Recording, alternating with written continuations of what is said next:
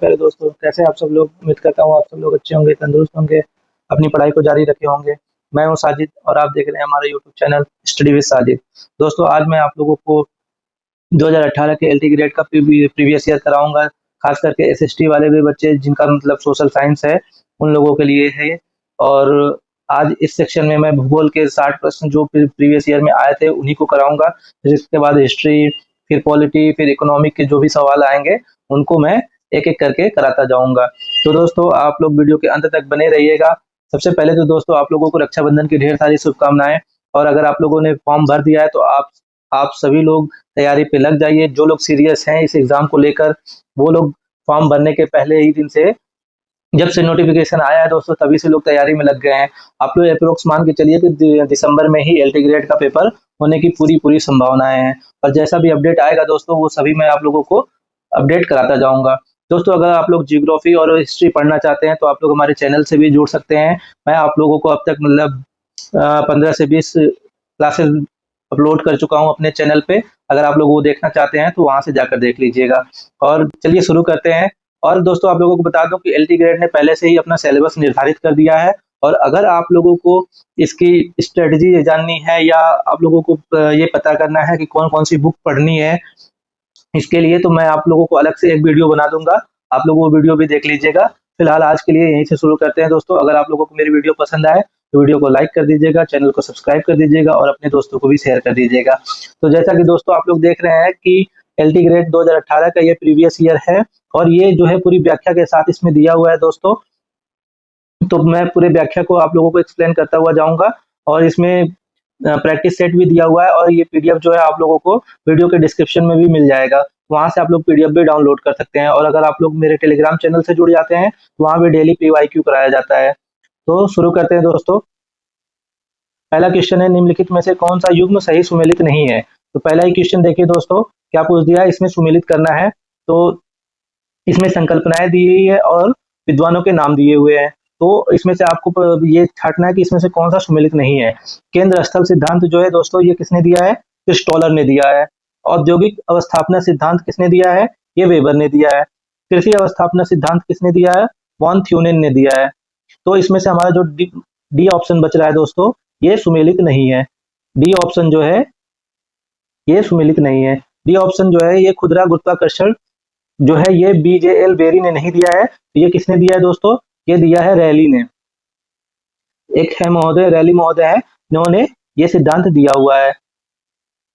तो दोस्तों, ये जो आप लोगों को व्याख्या में दिख रहा है ना, ये भी आप लोग याद करते चलिएगा दोस्तों, इसको नोट करते चलिएगा, क्योंकि अगले एग्जाम में संभावना है कि ये पूरा सवाल आप लोगों को देखने को मिल जाए, रिपीटेड मिल जाए, हो सकता है, इसकी पूरी संभावना रहती है। और दोस्तों, आपको मैं बता दूं कि ये जो पूरा ज्योग्राफी के आप सवाल देख रहे हैं ना, ये पूरी जो ज्योग्राफी आई है ये सविंदर सिंह की बुक है, भौतिक भूगोल की बुक है, उससे ही पूरे सवाल आए हैं। एक एक प्रश्न जो है उससे मिलेंगे। आगे मैं आप लोगों को कोरिलेट करता चलूंगा कि कौन से चैप्टर से कौन कौन से सवाल आए हैं। दूसरा सवाल देखते हैं दोस्तों, क्या पूछ रहा है कि यदि एक अधिवासियों के समूह का निकटस्थ पड़ोसी अनुपात 1.74 है तो विवरण का प्रतिरूप क्या होगा।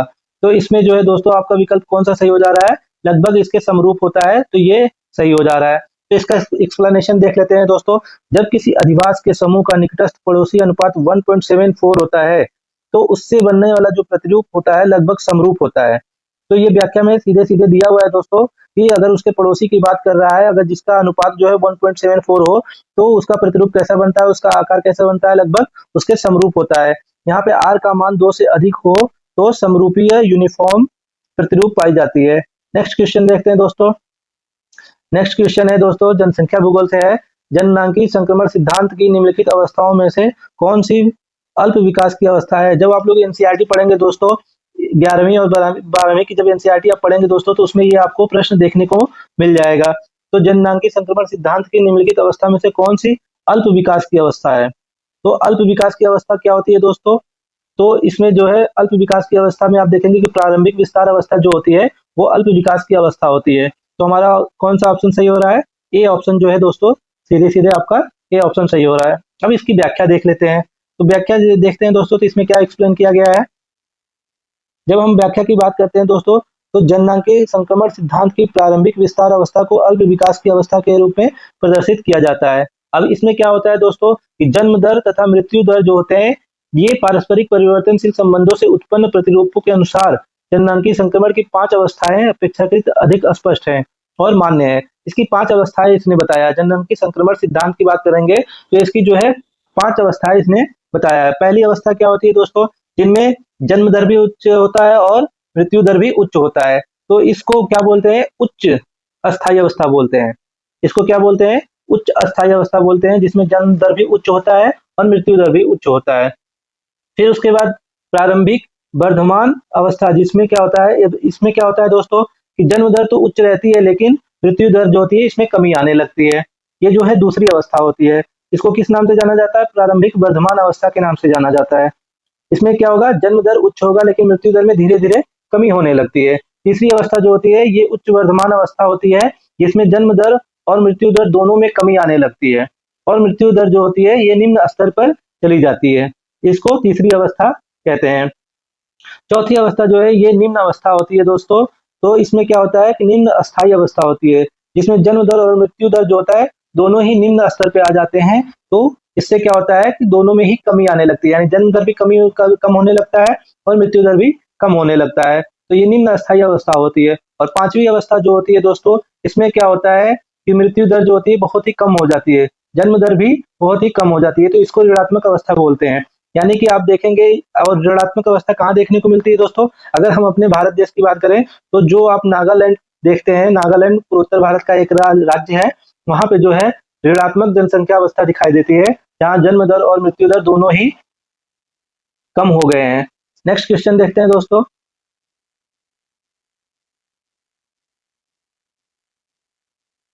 नेक्स्ट क्वेश्चन क्या है, निम्नलिखित में से दक्षिण पश्चिम एशिया का कौन सा देश 2017 में सबसे घना बसा हुआ था।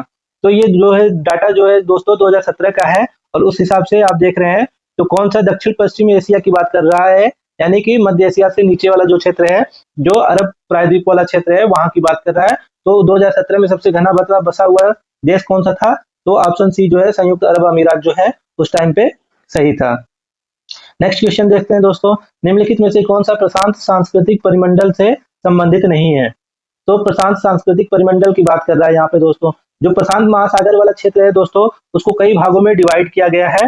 तो उसमें आप देखेंगे मेलानेशिया है, पोलिनेशिया है, ऐसे करके उसको कई भागों में डिवाइड किया गया है। तो अगर आप उसमें जब डिवाइड देखेंगे तो उसमें पूरी तरह से आप लोगों को बताया जाएगा कि कौन से क्षेत्र में कौन कौन से देश हैं, कौन कौन से द्वीप हैं। तो उस हिसाब से हमारा ऑप्शन कौन सा सही हो रहा है, पूछ रहा है कि प्रशांत सांस्कृतिक परिमंडल से संबंधित नहीं है। तो इसमें जो हमारा देखिए पॉलिनेशिया है, माइक्रोनेशिया है, मेलानेशिया है और मलेनेशिया है। तो मलेनेशिया जो है दोस्तों ये हमारा ऑप्शन सही है, जो कि प्रशांत परिमंडल से संबंधित नहीं है, बल्कि यह दक्षिण पूर्वी एशिया जो दक्षिण पूर्वी वाला क्षेत्र है दोस्तों उससे संबंधित है। तो आइए व्याख्या देखते हैं इसकी दोस्तों। आप लोग व्याख्या को भी नोट करते जाइएगा दोस्तों, यहाँ से सवाल बनने की पूरी पूरी संभावना है। व्याख्या में क्या कह रहा है कि मलय परिमंडल जो है ये प्रशांत सांस्कृतिक परिमंडल से संबंधित नहीं है। यह परिमंडल जो है दक्षिण पूर्व परिमंडल एशियाई सांस्कृतिक परिमंडल के नाम से जाना जाता है। तो जो दक्षिण पूर्व एशिया वाले क्षेत्र हैं, जो जिसमें आपको सॉरी दक्षिण पूर्व एशिया वाले जो क्षेत्र हैं दोस्तों, आप देखेंगे जिसमें आपका मलेशिया हो गया, इंडोनेशिया हो गया, ये वाले जो क्षेत्र है ये जो है प्रशांत सांस्कृतिक परिमंडल से संबंधित नहीं है, जिसको हम लोग क्या बोलते हैं, मलय परिमंडल बोलते हैं। तो अब इसमें देखते हैं प्रशांत परिमंडल जो है ये 3 समूहों में बांटा गया है। पहला क्या है, मेलानेशिया है। मेलानेशिया में कौन कौन से देश आते हैं दोस्तों, पपुआ न्यू गिनी, फिजी, सोलेमन द्वीप, वानुआतु द्वीप, ये सभी जो है मेलानेशिया में आते हैं। पॉलिनेशिया में कौन कौन से द्वीप आते हैं दोस्तों, टुवालू हो गया, किरिबाती द्वीप हो गया, कुक, आप देखेंगे न्यूजीलैंड वाला जो क्षेत्र है वहां पे आपको कुक देखने को मिलेगा, कुक द्वीप। और फिर हवाई द्वीप जो है ये अमेरिका का जो समूह है दोस्तों, हवाई द्वीप जो है ये अमेरिका का क्षेत्र है। तो ये जो है पॉलिनेशिया में आता है। माइक्रोनेशिया है, तीसरा समूह कौन सा है, माइक्रोनेशिया। उत्तरी मेरियाना द्वीप समूह जो है ये जो है माइक्रोनेशिया का क्षेत्र है। कोरोलाइन द्वीप समूह, गिलबर्ट द्वीप समूह और मार्शल द्वीप समूह। तो इस तरह से हम देखते हैं दोस्तों प्रशांत परिमंडल को 3 भागों में डिवाइड किया गया है, और वो 3 भाग कौन कौन से हैं, मेलानेशिया, पोलिनेशिया और माइक्रोनेशिया है। नेक्स्ट क्वेश्चन देखते हैं दोस्तों, निम्नलिखित में से किस जनजाति की उत्पत्ति उत्तर प्रदेश के तराई प्रदेश में हुई है। तो कौन से जनजाति है ये, इसके बारे में पूछा हुआ है। ये यूपी स्पेशल का भी भाग है दोस्तों, और ज्योग्राफी का भी भाग है। तो इस तरह से हम देखते हैं गोंड, नागा, टोडा और थारू, ये 4 जनजातियां दी हुई हैं, और इनमें से कौन उत्तर प्रदेश में है। तो जो थारू जनजाति है दोस्तों, ये उत्तर प्रदेश में इसकी उत्पत्ति होती है। थारू जनजाति की कुछ विशेषताएं होती हैं दोस्तों। ये जो होते हैं, दिवाली जो होते हैं, हम लोग दिवाली मनाते हैं, इसको जो है ये शोक के रूप में मनाते हैं। ये जो है इसको शोक के रूप में मनाते हैं, और ये एक ऐसा शराब बनाते हैं चावल से, उस शराब का ये सेवन करते हैं, और वो इनके कल्चर का फेमस हिस्सा होता है। और थारू जनजाति उत्तर प्रदेश के तराई वाले क्षेत्र में रहते हैं, और थारू जो होते हैं ये सुअर और मुर्गी पालन के साथ साथ कृषि भी करते हैं। ये एक मदिरा का सेवन करते हैं। मदिरा थारुओं का पेय पदार्थ है, और जाड नामक चावल से बनता है। तो मैंने आप लोगों को बताया दोस्तों कि एक पेय पदार्थ का सेवन करते हैं मदिरा का, जो किससे बना रहता है, जाड नामक चावल से बना रहता है।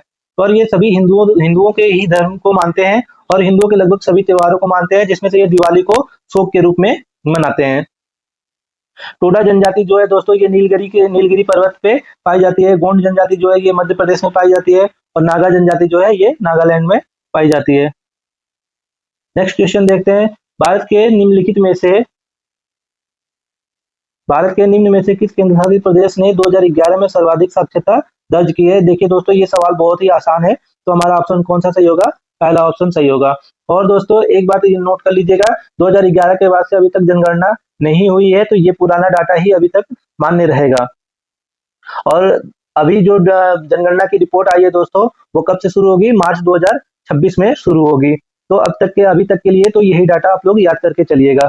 तो इसमें जो है व्याख्या में क्या कहा गया है दोस्तों, इसको देख लेते हैं किसका कितना वो है।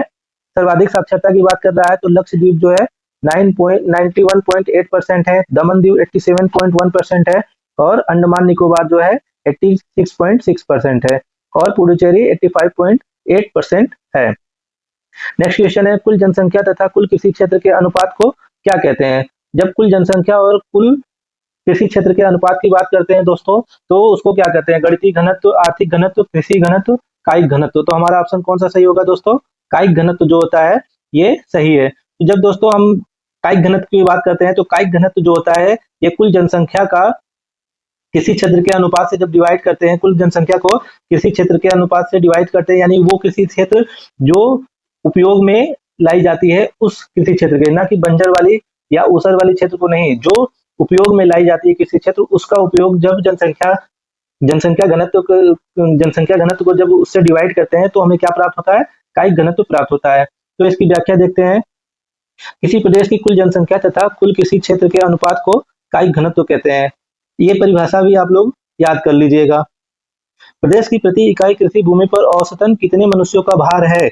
मानव निवास के लिए अनुपयुक्त भूमियों को कुल क्षेत्रफल से निकाल देने के परिणाम स्वरूप कायिक घनत्व प्राप्त होता है। जैसा मैंने दोस्तों आप लोगों को बताया, वही चीजें यहाँ पर भी दी गई है, और यहाँ पे देखिए कायिक घनत्व की डिफिनेशन के साथ साथ इसका फार्मूला भी बना हुआ है। तो कायिक घनत्व जो होता है ये कुल जनसंख्या और बटे के कुल कृषि क्षेत्र भूमि जो होती है उसका अनुपात होता है। नेक्स्ट क्वेश्चन देखते हैं। निम्नलिखित में से कौन एक स्वर्णिम चतुर्भुज से जुड़ा हुआ नहीं है।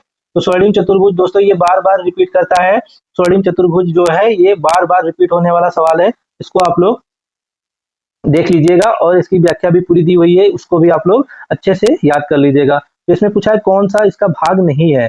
तो इसका भाग कौन सा नहीं है दोस्तों, ऑप्शन डी जो है नागपुर इसका भाग नहीं है। सूरत, बेलगाम, गुंटूर, दिल्ली ये सभी जो होते हैं इसके भाग होते हैं, और व्याख्या में पूरी डिटेल दी गई है। जब स्वर्णिम चतुर्भुज योजना की बात करते हैं दोस्तों, तो इसकी शुरुआत जो है अटल बिहारी वाजपेयी जी ने की थी। लगभग 2001 में इसकी शुरुआत हुई थी। इसकी शुरुआत कब हुई थी दोस्तों, 2001 में इसकी शुरुआत हुई थी, और किसने की थी, अटल बिहारी वाजपेयी ने की थी। और ये भारत के 4 प्रमुख शहरों को जोड़ने के लिए इस योजना की शुरुआत की गई थी, जिसमें दिल्ली हो गया, मुंबई हो गया, कोलकाता हो गया और चेन्नई हो गया। 4 शहर जो थे इसको जोड़ने के लिए ये योजना शुरू की गई थी। तो जैसा कि आप लोग मैप में देख रहे होंगे, यहाँ पे देखिए, यहाँ पे दिल्ली हो गया, ये मुंबई हो गया, यहाँ नेक्स्ट क्वेश्चन देखते हैं दोस्तों। नेक्स्ट क्वेश्चन, निम्नलिखित में से कौन सुमेलित नहीं है। तो इसको सुमेलित करना है। अरुणाचल प्रदेश में ये जो एक तरफ है जनजातियां दी गई है, कौन सी जनजाति है, और इन जनजातियों का मिलान करना है आपको। तो आपातानी जो है ये अरुणाचल प्रदेश में पाई जाती है, सही है। हांजी जो है ये कश्मीर में पाई जाती है, ये भी सही है। हो नागालैंड में पाई जाती है, ये जो है हमारा ऑप्शन ये गलत है। तो हमारा नागालैंड जो है, यहाँ पे कौन कौन सी जनजाति पाई जाती है, नागा हो गया, कोन्याक हो गया, ये जनजातियां पाई जाती हैं। कोन्याक, ये कोन्याक जनजाति और नागा जनजाति नागालैंड में पाई जाती है। जबकि हो जो है ये झारखंड वाले क्षेत्रों में पाई जाती है। हो, संथाल, मुंडा, ये जो जनजातियां पाई जाती हैं ये कहाँ पाई जाती है, झारखंड में पाई जाती हैं। तो आप लोग व्याख्या देख लीजिएगा दोस्तों। नेक्स्ट क्वेश्चन देखते हैं, भारत के निम्नलिखित राज्यों में से किसमें गन्ने का प्रति एकड़ उत्पादन अधिकतम है। तो गन्ने का प्रति एकड़ उत्पादन जो है दोस्तों सर्वाधिक किस राज्य में पाया जाता है। तो आप लोग यहाँ पे गलत मत करिएगा दोस्तों, उत्तर प्रदेश का प्रति एकड़ के मामले में कोई लेना देना नहीं है। तो प्रति एकड़ की बात जब करेगा तो वो कौन सा क्षेत्र है, तमिलनाडु है। प्रति एकड़ की बात करेगा तो तमिलनाडु है, यहाँ पे जो है प्रति एकड़ उत्पादन सबसे ज्यादा होता है। और ओवरऑल की बात करेगा तो सबसे ज्यादा गन्ने का उत्पादन कहाँ होता है, उत्तर प्रदेश में। यहाँ ये ध्यान में रखिएगा दोस्तों, इसको गलत करके मत आइएगा, ठीक है। और चीनी के उत्पादन की बात करेगा तो पहले महाराष्ट्र था, अब उत्तर प्रदेश फिर से हो गया है नए डाटा के हिसाब से। तो 2020-21 के चतुर्थ अग्रिम अनुमान की बात कर रहा है। तो अभी नया डाटा आप लोग देख लीजिएगा दोस्तों। निम्नलिखित परमाणु, नेक्स्ट क्वेश्चन देखते हैं, निम्नलिखित परमाणु शक्ति संयंत्रों में किसकी सर्वाधिक क्षमता है। तो सर्वाधिक क्षमता की बात कर रहा है दोस्तों, तो ये जो हमारा ऑप्शन सही हो जाएगा, कुडनकुलम जो है इसकी सर्वाधिक क्षमता सबसे ज्यादा है।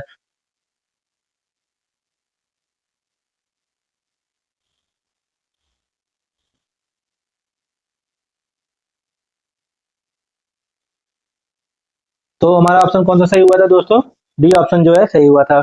अब यहाँ पे देख लीजिए दोस्तों कि ये जो प्रमुख परमाणु संयंत्र है ये कहाँ कहाँ पर स्थित है, उसके बारे में भी दिया गया है। तो कैगा जो है ये कर्नाटक में है, कलपक्कम तमिलनाडु में है, काकरापारा गुजरात में है और कुड़नकुलम भी तमिलनाडु में है। तो इसको भी याद कर लीजिएगा। नेक्स्ट क्वेश्चन, भारत में जिप्सम उत्पादन में निम्नलिखित में से किस राज्य का एकाधिकार है। तो जिप्सम उत्पादन में जो है दोस्तों एकाधिकार जो है राजस्थान का होता है, ये हमेशा फिक्स रहता है दोस्तों, तो ये आप लोग याद कर लीजिएगा। नेक्स्ट क्वेश्चन, नाथुला दर्रा कहाँ अवस्थित है। तो नाथुला दर्रा जो है दोस्तों ये सिक्किम में है। तो हमारा ऑप्शन कौन सा सही हो रहा है, ए ऑप्शन सही हो रहा है। नाथुला दर्रा कहाँ पर है, सिक्किम में है।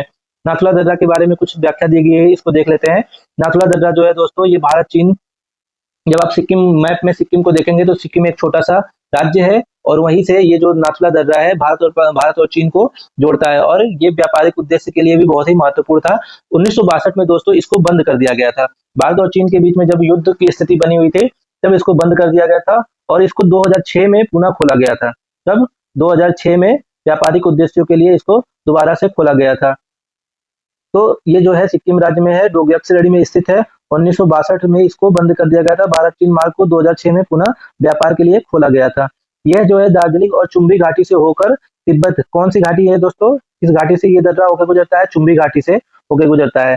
ये भी सवाल आता है। और वहां पे एक नदी भी बहती है दोस्तों, चुंबी नदी के नाम से ही उसको भी जाना जाता है। तो सिक्किम राज्य में एक और दर्रा है दोस्तों, जो जेलेपला दर्रा जो है सिक्किम में है। जम्मू कश्मीर में चांगला है, काराकोरम है, बुर्जिल दर्रा जो है ये कहाँ पर है, जम्मू कश्मीर में है।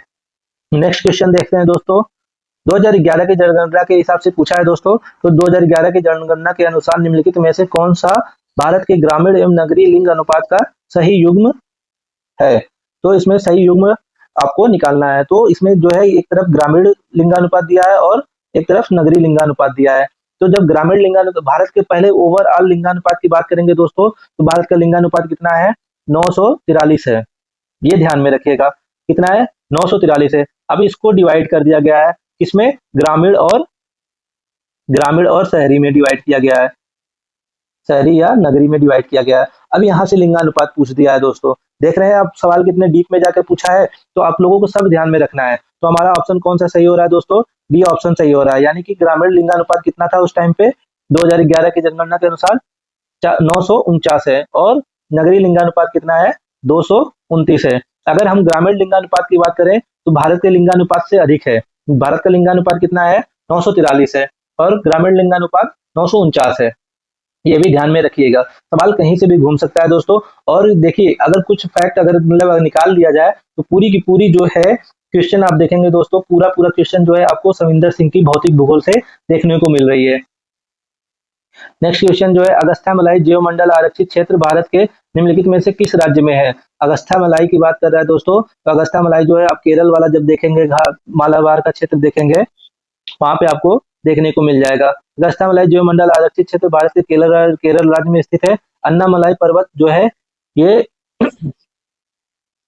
ये अलग दिया हुआ है। अन्नामलाई पर्वत का सर्वोच्च शिखर जो है अनाईमुडी है, जिसकी ऊंचाई 2695 मीटर है, जो दक्षिण भारत का सर्वोच्च पर्वत शिखर है।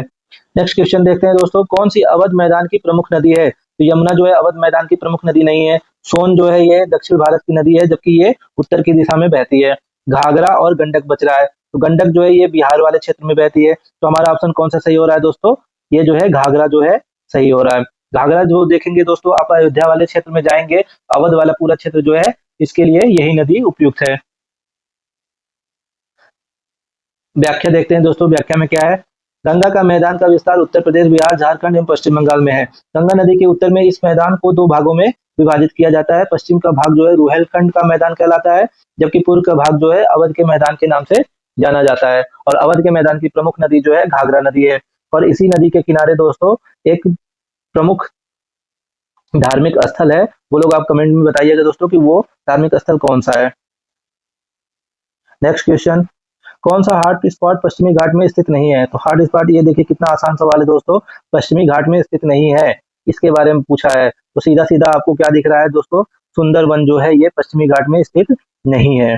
बाकी जो है पश्चिमी घाट में अन्नामलाई, नीलगिरी और साइलेंट वैली जो है ये पश्चिमी घाट में ही स्थित है। साइलेंट वैली जो है ये केरल वाले क्षेत्र में स्थित है। नीलगिरी और अन्नामलाई ये तमिलनाडु और केरल इन क्षेत्रों को कवर करती है। व्याख्या में क्या दिया है दोस्तों? हॉट स्पॉट शब्द का प्रयोग सबसे पहले कब किया गया है?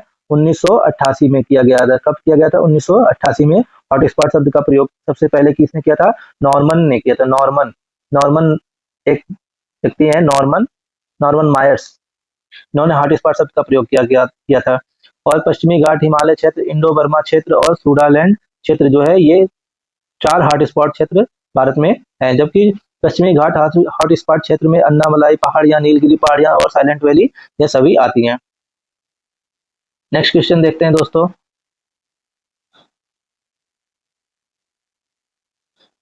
निम्न में से किसने भारतीय वनों के वर्गीकरण की योजना प्रस्तुत की थी? अब यहाँ से आपको देखना है कि किसने वनों के वर्गीकरण की योजना प्रस्तुत की थी। और ये जो है इसके लिए हमारे ऑप्शन कौन सा सही हो रहा है? H.G. चैंपियन ने भारतीय वनों के वर्गीकरण की योजना प्रस्तुत की थी। और ये योजना इन्होंने कब दिया था? 1936 में ये योजना इन्होंने दिया था। अभी दोस्तों इसका डाटा जो है, वनों का डाटा जो है 2023 वाला डाटा आप लोग देख लीजिएगा, ये पुराना डाटा यहाँ पे दिया हुआ है।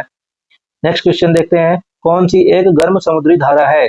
गर्म समुद्री धारा के बारे में पूछा है दोस्तों, तो ये जो है ब्राजील धारा जो है आपकी ऑप्शन में दिख रहा है, ब्राजील धारा, ये जो ऑप्शन आपका सही हो जाएगा, ब्राजील धारा। ये अटलांटिक महासागर की धारा है, अटलांटिक महासागर की धारा है। और ये दक्षिणी अटलांटिक में है दोस्तों। जब आप विषुवत रेखा देखेंगे, विषुवत रेखा के उत्तर का जो भाग है उसको उत्तरी अटलांटिक धारा के नाम, उत्तरी अटलांटिक के नाम से जानते हैं, और दक्षिण वाले भाग को दक्षिणी अटलांटिक के नाम से जाना जाता है। तो ब्राजील धारा जो है दक्षिण अटलांटिक का भाग है।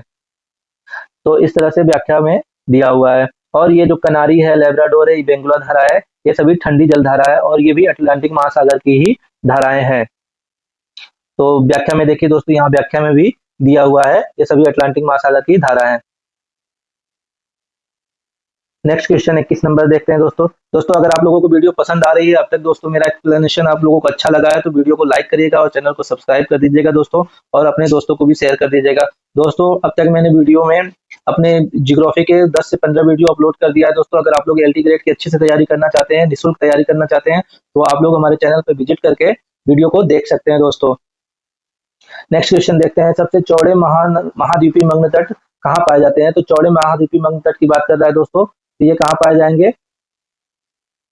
ये जो है आर्कटिक महासागर वाला जो क्षेत्र होता है दोस्तों, ऑप्शन हमारा डी सही हो जा रहा है। तो महाद्वीपीय मग्न तट कौन सा भाग होता है दोस्तों? जब महासागरों के तटों पे या सागरों के तटों पे जाएंगे दोस्तों, तो जो जल से ढका हुआ भाग होता है वो महाद्वीपीय मग्न तट होता है। तो सबसे चौड़े मग्न तट आर्कटिक महासागर में पाए जाते हैं, और महाद्वीपों के किनारे का जो महासागर के जल में डूबा रहता है, महाद्वीपों का जो किनारा होता है जो कि महासागरों के जल में डूबा रहता है, और उसी को हम लोग महाद्वीपीय मग्न तट कहते हैं। और इसके ढाल से भी सवाल आता है दोस्तों कि इसका ढाल कितना होता है? तो इसका ढाल जो होता है 1 डिग्री से लेकर दोस्तों 3 डिग्री तक इसका ढाल होता है, जिसको ढाल प्रवणता के नाम से भी जाना जाता है। और महासागरों की गहराई अगर नापनी होती है तो दोस्तों उसको फैदम में नापा जाता है। इसमें फैदम में, फैदम जो होता है दोस्तों, 100 फैदम जो होता है 600 फीट के बराबर होता है। यानी एक फैदम जो होता है कितने फीट के बराबर होता है? 6 फीट के बराबर होता है। एक फैदम जो है 6 फीट के बराबर होता है। तो ये भी आप लोग याद रखिएगा दोस्तों, यहाँ से भी सवाल बनते हैं। नेक्स्ट क्वेश्चन दोस्तों, निम्नलिखित में से किस झील की लवणता सबसे ज्यादा होती है? तो वॉन झील की लवणता जो है दोस्तों सबसे ज्यादा होती है। वॉन झील कहाँ पाया जाता है दोस्तों? ये टर्की में पाया जाता है। तुर्की या टर्की जो भी आप लोग कह लीजिए, कहाँ पाया जाता है? टर्की में पाया जाता है। उसके बाद मृत सागर का स्थान आता है। मृत सागर की लवणता जो है दोस्तों 238। और ये जो आप लोग परसेंट के देख रहे हैं, ये परसेंट नहीं होता है दोस्तों, इसको हम लोग ग्राम प्रति हजार ग्राम के नाम से जानते हैं। ग्राम प्रति हजार ग्राम, हजार ग्राम, इसको प्रति ग्राम हजार ग्राम कहते हैं, ना कि ये परसेंटेज है। ये आप लोग ध्यान दीजिएगा। और दोस्तों इसमें व्याख्या में क्या दिया है कि लाल सागर में तीव्र वाष्पीकरण तथा नदियों का ताजा जल न मिलने के कारण अधिक लवणता पाई जाती है।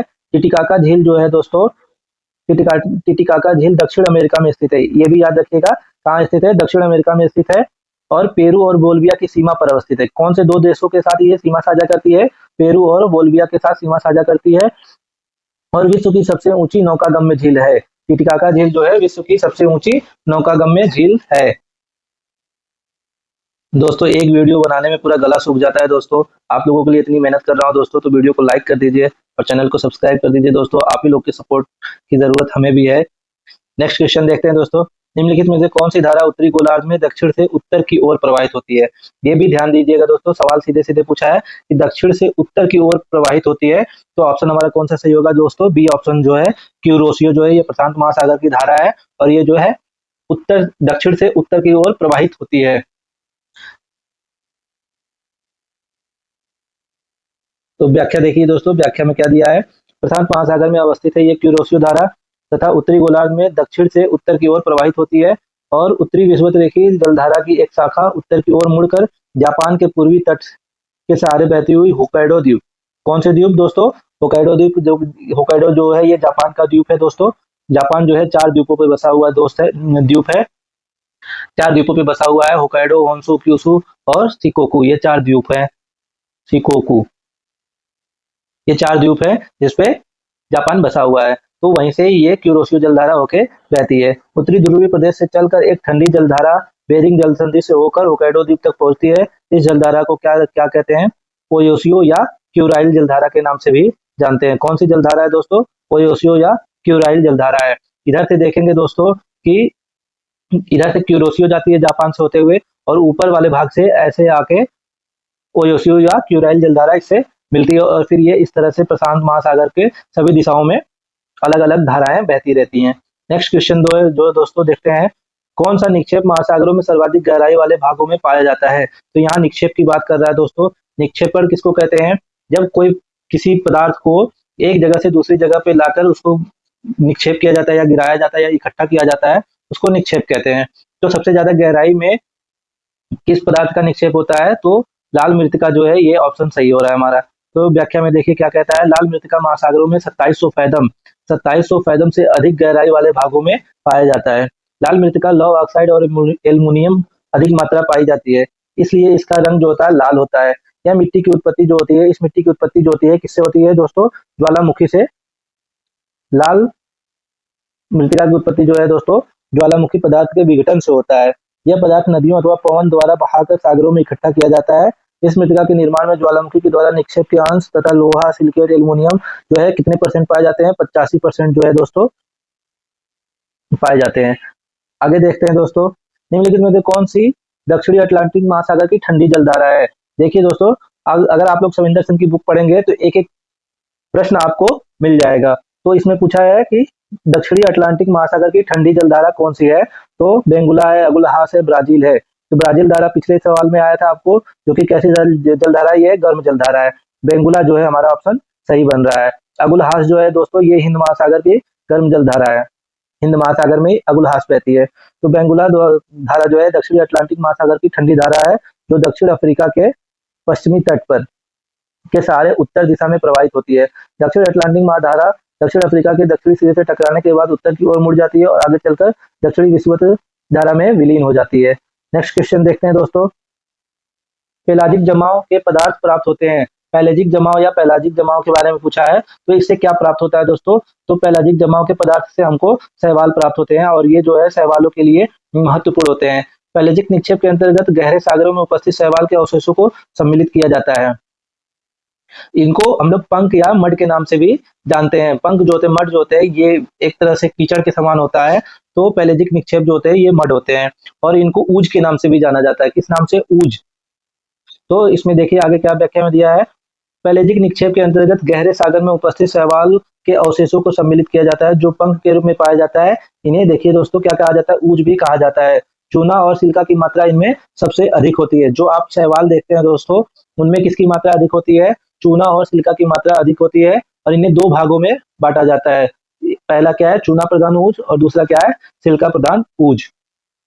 नेक्स्ट क्वेश्चन जो देखते हैं दोस्तों, किस ग्रह का कोई उपग्रह नहीं है? ये बार बार रिपीट किया हुआ सवाल है दोस्तों, तो हमारा ऑप्शन क्या हो जाएगा? सी ऑप्शन सही हो जाएगा। इसका कोई उपग्रह नहीं है और मंगल के दो उपग्रह है, अरुण वरुण, इनके बहुत ही उपग्रह है, तो ये आप लोग देख लीजिएगा व्याख्या। अब आते हैं दोस्तों, देखिए यहाँ से ये जो है दोस्तों, अगर आप सविंदर सिंह की भौतिक भूगोल जब आप पढ़ना शुरू करेंगे दोस्तों, तो ब्रह्मांड की उत्पत्ति जब आप पढ़ेंगे तो वहीं से आप देखिए पूरा सवाल आपको एक तरह से पूरा देखने को मिलेगा। तो पहला सवाल है, फिलामेंट शब्द का प्रयोग किसने किया था? तो एक वैज्ञानिक थे जेम्स, क्या नाम था? जेम्स, और एक थे जीन्स। ये दो वैज्ञानिक थे, इन्होंने एक संकल्पना दी थी, ज्वारीय संकल्पना।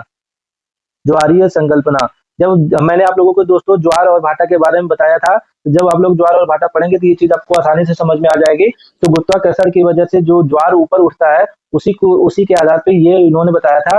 फिलामेंट शब्द का प्रयोग किसने किया था? अच्छा सॉरी, फिलामेंट शब्द का प्रयोग किसमें किया गया है ये पूछा है। तो ज्वारीय परिकल्पना ऑप्शन में दिया हुआ है, हाँ बी ऑप्शन में। अब देखिए बी ऑप्शन दिया है, ज्वारीय परिकल्पना, इसमें जो है फिलामेंट शब्द का प्रयोग किया गया था। तो इसका प्रयोग जो है सबसे पहले किसने किया था? जेम्स ने किया था 1919 में। 1919 से एक और डेट आपको याद कर लेनी चाहिए दोस्तों, 1919 में एक घटना घटी थी भारत में, वो आप लोग हमें कमेंट सेक्शन में बताइएगा कि वो घटना कौन सी थी। नेक्स्ट क्वेश्चन देखते हैं दोस्तों, तारों की निश्चित गैस और धूल के राशि के पिंडों को क्या कहते हैं?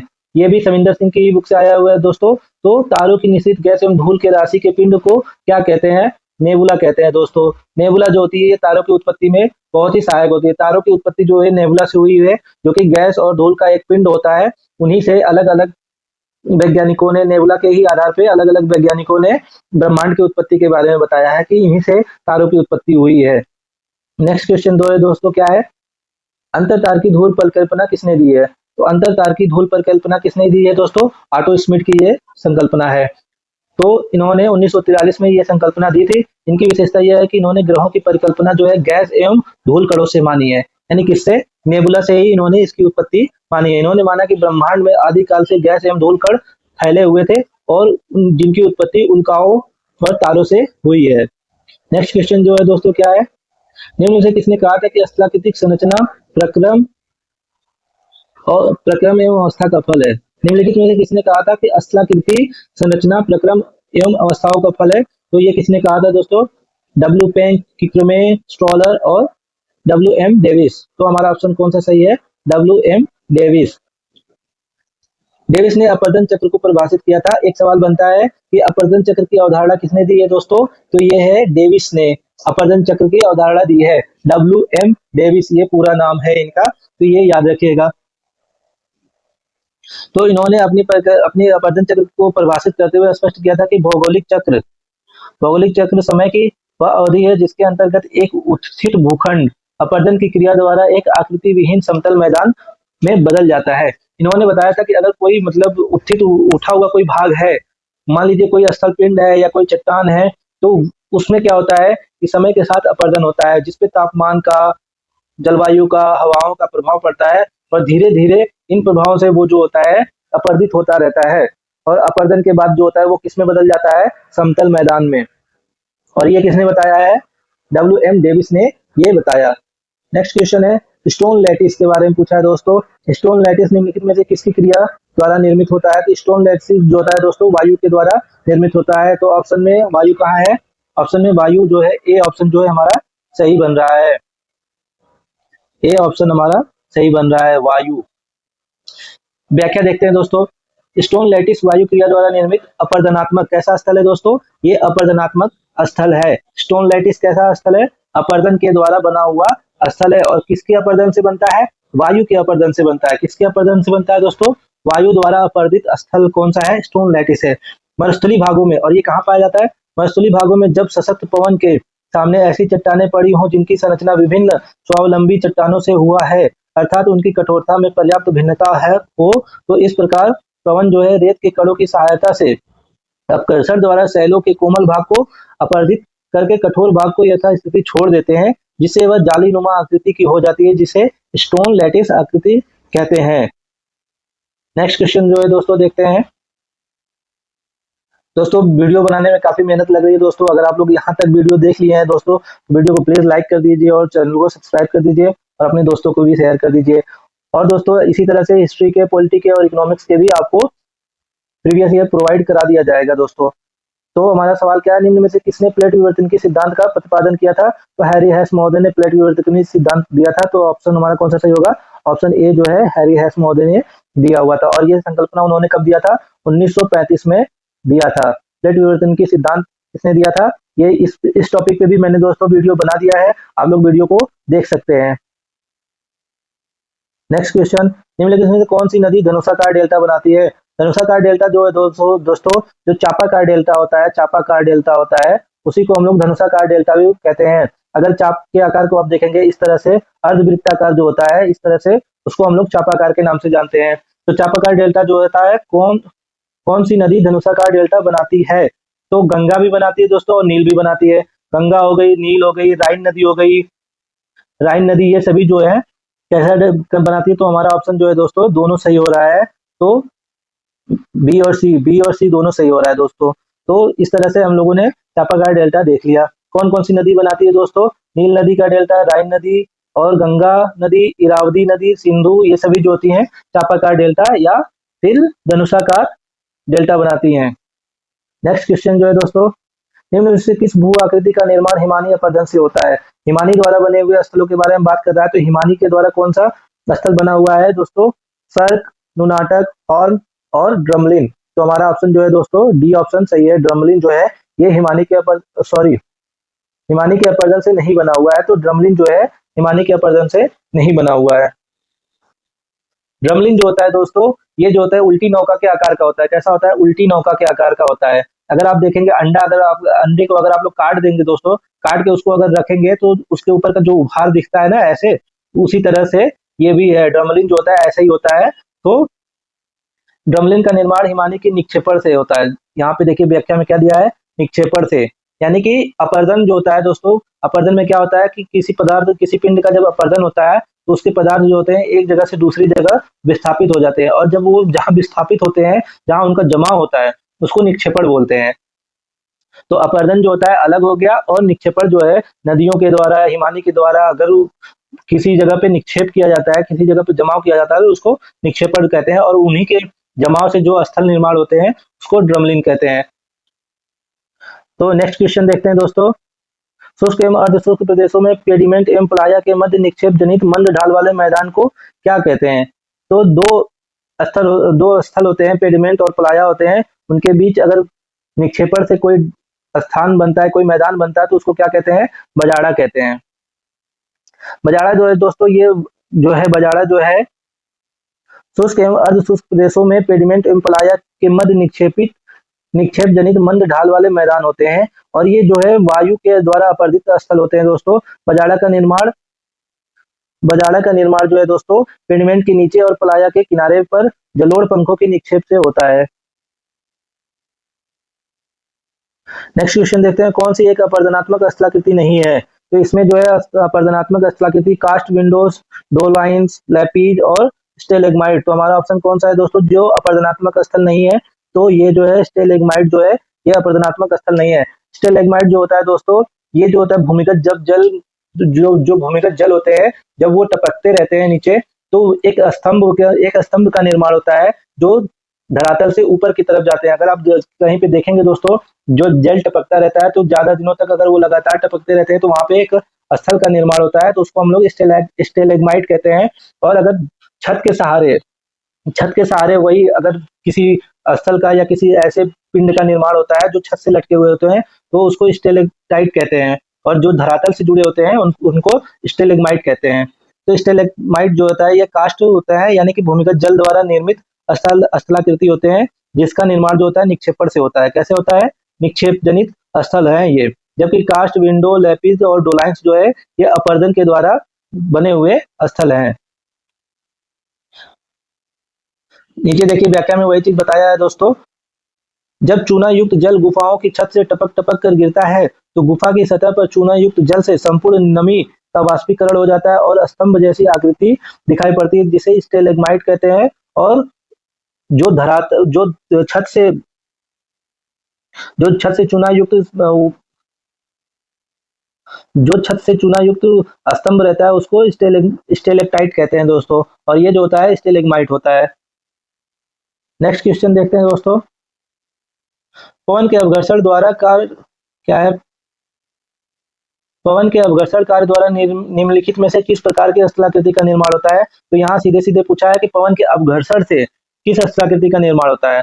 तो पवन के इस अपघर्षण से, अभी दोस्तों ये पीछे मैंने स्टोन लैटिस के बारे में बताया, तो स्टोन लैटिस देखिए सीधे सीधे 2 बार रिपीट हो गया यही सवाल। तो स्टोन लैटिस जो है किससे बना हुआ है दोस्तों? पवन के अपघर्षण से बना हुआ है। और यहाँ व्याख्या में पवन के अपघर्षण से और पवन के निक्षेपण से दोनों स्थलाकृतियों के बारे में बताया है। तो अपघर्षण से कौन कौन सी स्थलाकृतियां बनती हैं? अपरदन से देखिए दोस्तों वातगर्त बनता है, इंसेलबर्ग, छत्रक शिला, भूस्तंभ, ज्यूजेन, यारडांग, ड्राई काउंटर, पुल, खिड़की, ये जो है पवन के अपरदन से बनी हुई स्थलाकृतियां हैं। और निक्षेपण से कौन कौन सी स्थलाकृतियां बनी हुई दोस्तों? बालुका स्तूप, बरखान, लोयस मिट्टी, दालसन, प्लाया, बजाडा, पेडिमेंट, ये जो है किससे बनी हुई है? निक्षेपण से बनी हुई स्थलाकृतियां हैं। निम्न में कौन ध्रुवीय वाताग्र सिद्धांत का प्रतिपादक है? तो इसमें पूछा है कि कौन ध्रुवीय वाताग्र के प्रतिपादक हैं। तो हमारा ऑप्शन कौन सा होगा दोस्तों? बी ऑप्शन जो है, बी वर्कनीज और जे वर्कनीज, ये जो है ध्रुवीय वाताग्र के प्रतिपादक है। और इन्होंने ये संकल्पना कब दी थी दोस्तों? 1918 में ये संकल्पना इन्होंने दी थी। और इस सिद्धांत को दोस्तों किस नाम से भी जाना जाता है? इस सिद्धांत को लहर सिद्धांत यानी वेव थ्योरी के नाम से भी जाना जाता है। नेक्स्ट क्वेश्चन जो है दोस्तों, निम्नलिखित में से कौन सा युग हिम युग के नाम से, हिम युग के लिए जाना जाता है? कौन सा युग जो है हिम युग के लिए जाना जाता है? तो दोस्तों प्लिस्टोसीन जो होता है ये हिम युग के रूप में जाना जाता है। तो हिम युग के बारे में यहाँ नीचे दिया हुआ है। और कौन कौन से 2 द्वीप है, यूरोप और उत्तरी अमेरिका, और यहाँ पे जो है दोस्तों उनके बारे में बताया है कि पहला हिमयुग, दूसरा हिमयुग, तीसरा, अब तक कितने हिमयुग बताए गए हैं? 4 हिमयुग बताए गए हैं। और उनके नाम दिए हुए हैं कि यूरोप में किस नाम से जाना जाता है और उत्तरी अमेरिका में किस नाम से जाना जाता है। नेक्स्ट क्वेश्चन जो है दोस्तों दिया है कि लेखक दिया है और पुस्तक दिया है, तो इनका मिलान करना है। तो यहाँ पे मिलान करते हैं दोस्तों। तो सबसे पहले स्ट्रेबो ने एक पुस्तक लिखी है जिसका नाम क्या है? ज्योग्राफिया है। और रेटजल ने जो है दोस्तों क्या लिखा है? एंथ्रोपोजियोग्राफी जो है रेटजल ने लिखा हुआ है। तो हमारा ऑप्शन ए का 4 बन रहा है और डी का 1 बन रहा है। तो हमारा ऑप्शन देखिए दोस्तों, सी ऑप्शन देखिए, ए का 4 बन रहा है और डी का 1 बन रहा है। तो हमारा ऑप्शन कौन सा सही होगा? सी ऑप्शन सही हो जाएगा। तो इसको भी आप लोग याद कर लीजिएगा दोस्तों। यहाँ मिलान करने वाले अब सवाल आ रहे हैं तो ये बस आपको याद करने हैं। यहाँ देखिए यहाँ भी मिलान करना है। चिंतन फल और संभववाद, अल्टमैन, मेगापोलिस, ये सभी मिलान करने हैं दोस्तों। तो चिंतन फल जो है जो दोस्तों किसने दिया है? ये टी.एस. कुहन ने दिया है। और ए का 1, तो यहाँ पे 2 ऑप्शन देखिए दोस्तों, 2 ऑप्शन मिल रहा है। तो ऐसे सवालों में आपको निगलेक्ट करना आना चाहिए दोस्तों। तो आपको मिलाने आना चाहिए। और अगर आप निगलेक्ट कर लेते हैं, 2 भी ऑप्शन आपको अगर आ रहे हैं तो आप जो है ये सही कर लेंगे दोस्तों। तो हमारा ऑप्शन कौन सा इसमें सही हो रहा है दोस्तों? ए ही ऑप्शन जो है सही हो रहा है। संभववाद जो है किसने दिया है? वाइडल डी लाप्लास ने दिया है संभववाद। उसके बाद अमलैंड ने क्या दिया है? अमलैंड ने आंद्रे एलिक्स। और ये देखिए ए बी सी डी जो है चारों ऑप्शन जो है इसके सही है। ये सब आप लोग को याद करने पड़ेंगे दोस्तों। ये जो है कहीं भी आपको पढ़ाया नहीं जाता है, आपको बुक में ही मिलेगा और बुक से आपको याद करना पड़ेगा। यहाँ भी देखिए मिलान करना है। Physiography, influence of geography, environment, civilisation, ये सब आपको मिलान करना है दोस्तों। तो मिलान करने वाली चीजें आप लोग मिलान कर लीजिएगा। तो हमारा इसका ऑप्शन कौन सा सही है? ए ऑप्शन सही है। नेक्स्ट क्वेश्चन देखते हैं दोस्तों। नेक्स्ट क्वेश्चन में यहाँ भी मिलान करना है। तो क्या मिलान करना है? क्षेत्र वर्णन और विवेचन की संकल्पना, भूदृश्य की संकल्पना, रिमलैंड की संकल्पना, जैविक राज्य की संकल्पना। 4 संकल्पनाएं दी गई हैं और 4 राइटर दिए हुए हैं, तो इनको मिलाना है दोस्तों। तो क्षेत्र वर्णन विवेचन की संकल्पना किसने दिया था दोस्तों? ये रिचथोफेन ने दिया था। तो ये पहले का ही ऑप्शन जो है ए का 1 मिल रहा है। तो एक देखिए यहाँ पे तीनों में ए का 1 मिल रहा है। और उसके बाद आपको मिलान करना है। भूदृश्य की संकल्पना जो है कार्ल ओ सावर ने दिया है। यहाँ पे देखिए व्याख्या में सभी को दिया हुआ है, तो व्याख्या के अनुसार कौन सा ऑप्शन सही है? ए ऑप्शन सही है। ड्रीमलैंड ने कौन सी संकल्पना दी है? Skype man. और जैविक राज्य की संकल्पना किसने दिया है दोस्तों? रेड जेल है। रेड जेल से दोस्तों बहुत से सवाल आपको देखने को मिल सकते हैं। तो रेड जेल ने कौन सी संकल्पना दी है? जैविक राज्य की संकल्पना रेड जेल ने दी है।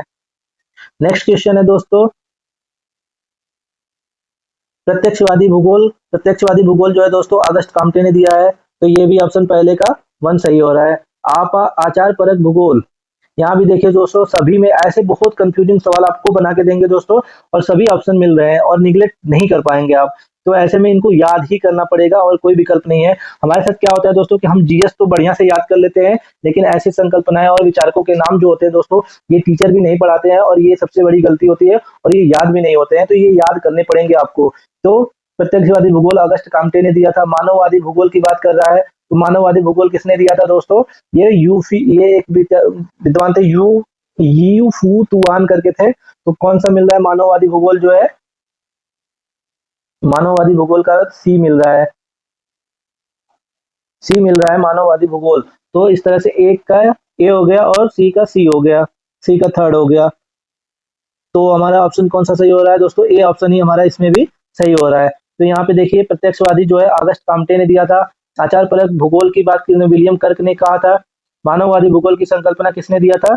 यी फू तुआन ने दिया था। और नवनियतिवादी जो है ग्रिफिथ टेलर ने दिया था। नेक्स्ट क्वेश्चन जो है दोस्तों वीडियो को लाइक कर दीजिए और चैनल को सब्सक्राइब कर दीजिए, और अपने दोस्तों को भी शेयर कर दीजिए। दोस्तों आप लोगों के लिए इतनी मेहनत कर रहा हूँ, पूरा गला सूख जाता है दोस्तों 1 घंटे की वीडियो बनाने में। निम्न में से किसने लिखा कि भूगोल भूतल के परिवर्तनशील स्वरूप के यथार्थ क्रमबद्ध तर्क संगत वर्णन एवं व्याख्या से संबंधित है? तो ये जो है कथन किसका है दोस्तों? ये कथन जो है रिचर्ड हॉटसन की। किसका कथन है?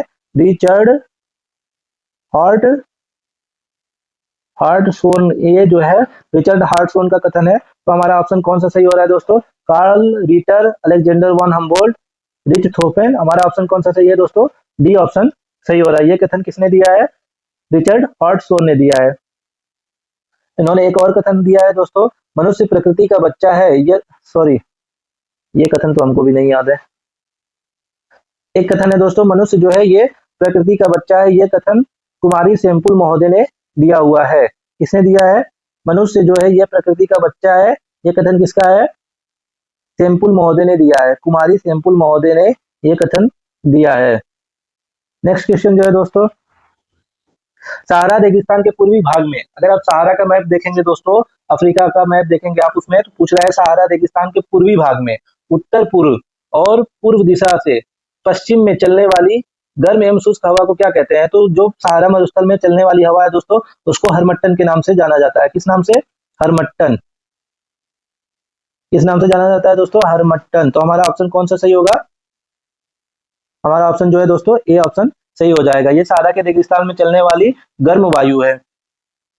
तो नेक्स्ट क्वेश्चन देखते हैं दोस्तों, और यही जो हवा है दोस्तों, जब ये गिनी तट पे, अफ्रीका के पश्चिमी तट पे एक शहर है गिनी, और ये हवा जब वहां पे जाती है दोस्तों, तो ये जो है गर्म और उमस भरी हवा होती है। तो ऐसी स्थिति में क्या होता है, जब वो वहां पे जाती है गिनी तट पे, तो वहां के लोगों के लिए बहुत ही आरामदायक हो जाती है। तो इसलिए इसको वहां जो है गिनी तट पे किस नाम से जानते हैं? डॉक्टर विंड के नाम से भी जानते हैं, डॉक्टर विंड। तो ये कौन से गिनी नामक तट पे जो है इसको डॉक्टर विंड के नाम से जानते हैं। नेक्स्ट क्वेश्चन जो है दोस्तों, पृथ्वी विद्युत चुंबकीय लघु तरंगों के माध्यम से ऊर्जा प्राप्त करती है, जिसका विकिरण किस क्षेत्र में होता है? यहाँ पे पूछ रहा है कि जो पृथ्वी पर सूर्य से आने वाली जो प्रकाश होती है वो लघु तरंग दैर्ध्य के माध्यम से आती है।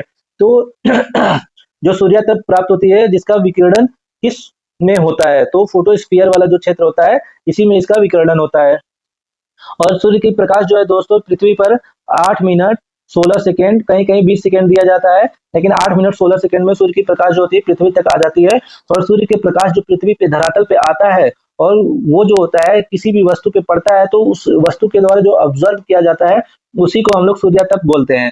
तो सूर्यातप जो है ये क्या होता है, सूर्य के प्रकाश का किसी पदार्थ पे पड़ना होता है और फिर उसी पदार्थ से जब रिफ्लेक्शन हो जाता है तो वो जो धरातल पे सूर्य का प्रकाश आता है तो वो लघु तरंग दैर्ध्य के रूप में आता है। और जब धरातल जो होता है इसको वापस वायुमंडल से बाहर भेजती है तो किस माध्यम में भेजती है, दीर्घ तरंग विकिरण के रूप में भेजती है। तो ये आप लोग याद रखिएगा।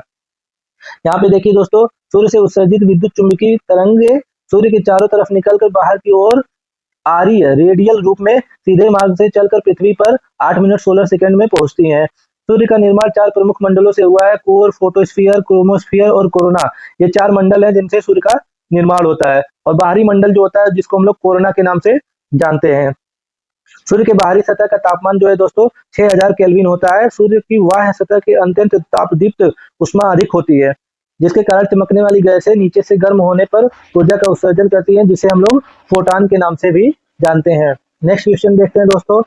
पूछ रहा है बरखान का पवनमुखी ढाल जो होता है तीव्र होता है। तो पहला ऑप्शन हमारा गलत हो गया। बरखान का पवनमुखी जो ढाल होता है वो जो होता है तीव्र नहीं होता है, बल्कि कैसा होता है, मंद होता है। तो पहला ऑप्शन हमारा गलत हो गया। बरखान के शिखर पर पवन दिशा को इंगित करते हैं। बरखान का जो शिखर होता है दोस्तों वो पवन की दिशा को इंगित करते हैं। तो हमारा ऑप्शन आर जो है ये सही है। तो इसमें कौन सा ऑप्शन सही हो रहा है, एक ए गलत हो रहा है, आर सही हो रहा है।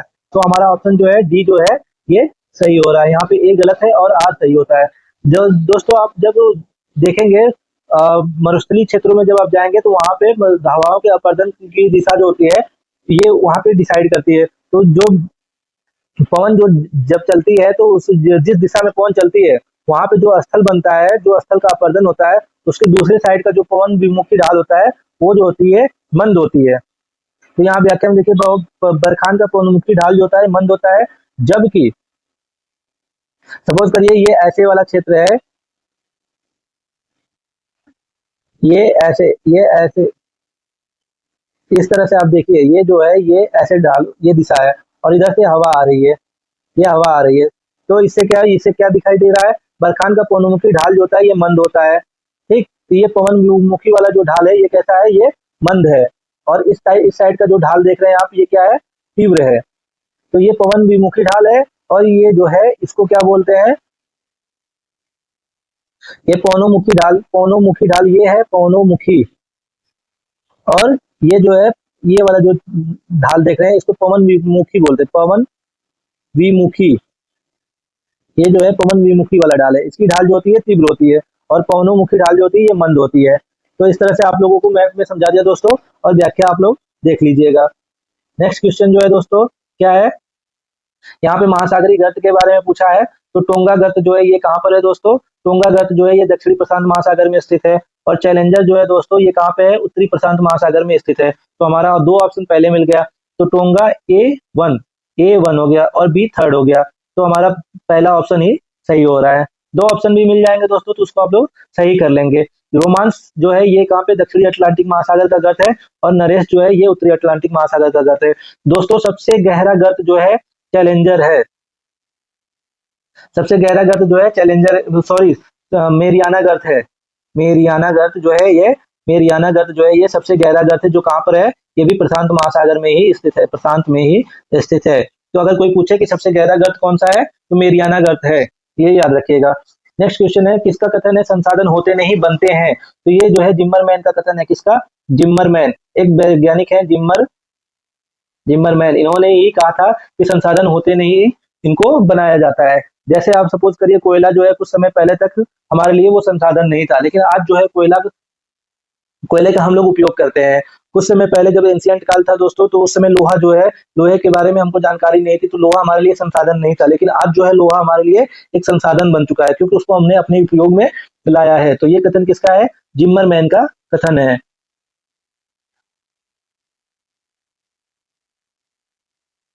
नेक्स्ट क्वेश्चन जो है दोस्तों, निम्न में से किस देश की स्थानांतरण कृषि को तमराई कहते हैं। तमराई कृषि के बारे में पूछ रहा है दोस्तों। स्थानांतरण कृषि जो होती है, स्थानांतरण कृषि जो होती है दोस्तों, स्थानांतरण कृषि के बारे में बात कर रहा है। तो स्थानांतरण कृषि वे होती है दोस्तों जो कुछ समय के लिए एक स्थान पे खेती की जाती है, फिर उस स्थान को छोड़ के दूसरी जगह पे पेड़ पौधों झाड़ियों को काट के वहां कृषि की जाती है। यानी 2 से 3 साल तक एक जगह पे कृषि की जाती है, फिर उसके बाद दूसरे स्थान पे शिफ्ट हो जाते हैं, तो उसको हम लोग स्थानांतरण कृषि करते हैं। और इसमें क्या होता है, पेड़ पौधों को काट दिया जाता है और फिर कुछ समय बाद जब वहां पे फिर से पेड़ पौधे उग जाते हैं तो फिर से वो उसी स्थान पे आके कृषि करने लगते हैं। इसको स्थानांतरण कृषि कहते हैं। और ये जो है अलग अलग जगहों पे दोस्तों अलग अलग नाम से जाना जाता है। तो जो तमराई कृषि जो होती है दोस्तों, ये कहाँ होती है, थाईलैंड में होती है। तो हमारा ऑप्शन कौन सा सही हो रहा है, डी ऑप्शन सही हो रहा है। यहाँ पे देखिए दोस्तों, विदेशों में होने वाली कृषि के बारे में दिया है कि विदेशों में कहाँ कहाँ पे किस नाम से जानते हैं। मिल्पा जो होता है दोस्तों, ये जो है मैक्सिको वाला जो क्षेत्र आप देखते हैं, मैक्सिको और मध्य अमेरिका वाला क्षेत्र, वहां पे इसको मिल्पा कहते हैं। टावी जो है मेडागास्कर में स्थानांतरण कृषि है। कैगिन फिलीपींस में है। लदांग ये जो है दोस्तों बार बार सवाल में आता है, लदांग इंडोनेशिया और मलेशिया में है। रोका ब्राजील में है। झूम जो है उत्तर पूर्वी भारत में इसको कहा जाता है। और केन्ना जो है ये श्रीलंका में कहा जाता है। नेक्स्ट क्वेश्चन जो है दोस्तों, निम्नलिखित में कौन सा देश मक्का का दूसरा सबसे बड़ा उत्पादक है। मक्का जो है दोस्तों सबसे बड़ा उत्पादक जो है अमेरिका है। सबसे बड़ा उत्पादक कौन सा देश है दोस्तों, अमेरिका है। ये हमेशा से अमेरिका ही है। और दूसरा जो है चीन है। और इसके बारे में दिया हुआ है दोस्तों कि इसके खेती के बारे में दिया है कि मक्का का जन्म स्थान जो है मध्य अमेरिका है। मक्के के लिए टेम्परेचर कितना होना चाहिए, 21 डिग्री से 27 डिग्री टेम्परेचर जो है मक्के के लिए होना चाहिए।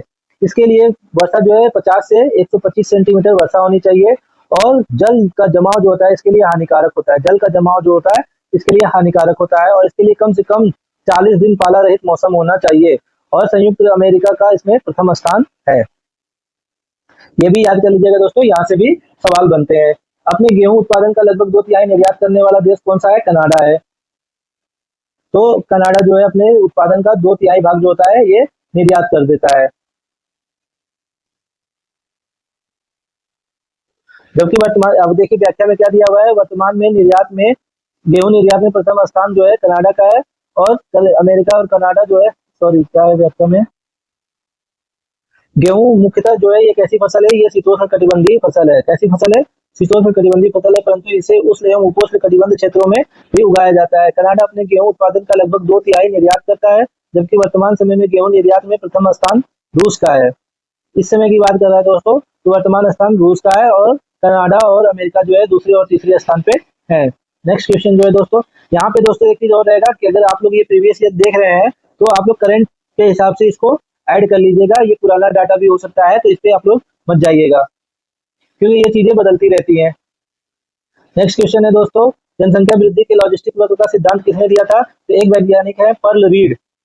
पर्ल रीड जो है एक विद्वान थे, इन्होंने ही जन लॉजिस्टिक वक्र का सिद्धांत दिया था। और ये सवाल बहुत रिपीट होता है दोस्तों, ये इकोनॉमिक्स में भी रिपीट होता है और भूगोल में भी रिपीट होता है। तो हमारा ऑप्शन कौन सा सही हो रहा है, डी ऑप्शन जो है सही हो रहा है। लॉजिस्टिक वक्र का सिद्धांत जो है पर्ल रीड ने दिया था।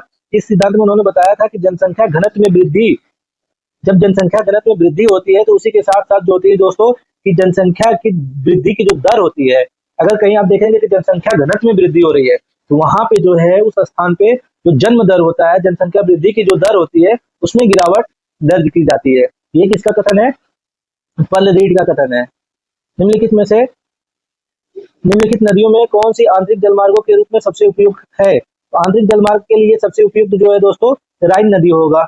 और उसके बाद आप देखेंगे इधर आप फारस की खाड़ी से आगे जाएंगे तो स्वेज नहर जो है, ये स्वेज नहर भी सबसे उपयुक्त है। तो स्वेज नहर यहाँ पे नहीं दिया है, तो ये नदी के बारे में पूछ रहा है। तो नदी में सबसे प्रमुख जो होता है नदी राइन होती है और ये सबसे व्यस्त होती है। सबसे व्यस्त नदी मार्ग जो है राइन नदी है। इसमें देखिए राइन नदी आंतरिक जलमार्गों के रूप में सबसे उपयुक्त है। ये जो है विश्व का सबसे व्यस्त मार्ग है जिसके द्वारा कोयले का सर्वाधिक परिवहन किया जाता है। और इसीलिए सर्वाधिक कोयले का परिवहन होता है, इसलिए इसको कोयला नदी भी कहा जाता है। नेक्स्ट क्वेश्चन जो है दोस्तों, कौन सा एक खनन नगर का उदाहरण नहीं है। खनन नगर का उदाहरण नहीं है। कुछ सवाल जो होते हैं दोस्तों आउट ऑफ सिलेबस आते हैं। तो देखिए यहाँ पे क्या है, खनन नगर का उदाहरण पूछा है। तो तेहरान जो है ईरान की राजधानी है तथा ईरान का प्रमुख औद्योगिक नगर है। ठीक है, तो ये जो है आपका खनन नगर नहीं है। यूराल प्रदेश में अवस्थित मैग्निटोगोर्स्क इस्पात उद्योग के लिए प्रसिद्ध है। कुर्स्क हो गया, मैग्निटोगोर्स्क हो गया, क्लीवलैंड हो गया, ये जो है खनन नगर है। और जबकि तेहरान ईरान की राजधानी है। और अभी हाल ही में चर्चित था क्योंकि यहाँ पे इजराइल ने अटैक किया था। नेक्स्ट क्वेश्चन जो है दोस्तों, निम्नलिखित में से किसमें एक परंपरागत अधिवास को कामपुंग के नाम से जाना जाता है?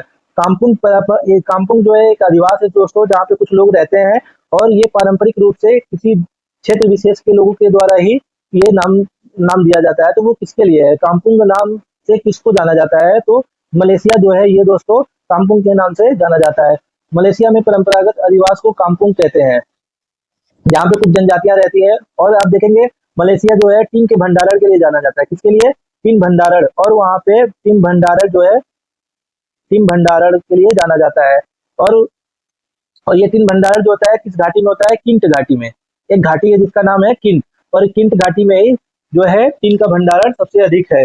और इसी घाटी में अवस्थित हापो हिटिन उत्पादन का प्रमुख केंद्र है।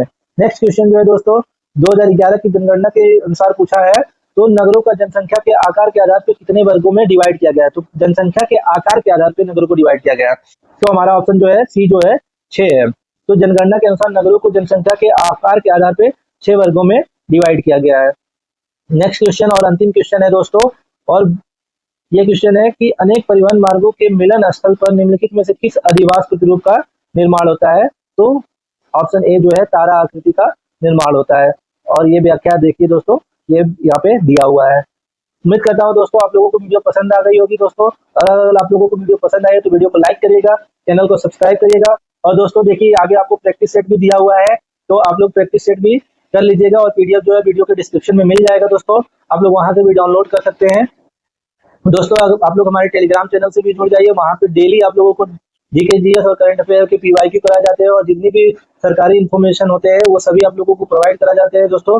तो आप लोगों को वीडियो पसंद आए दोस्तों वीडियो को लाइक करिए, चैनल को सब्सक्राइब करिए और अपने दोस्तों को भी शेयर कर दीजिए।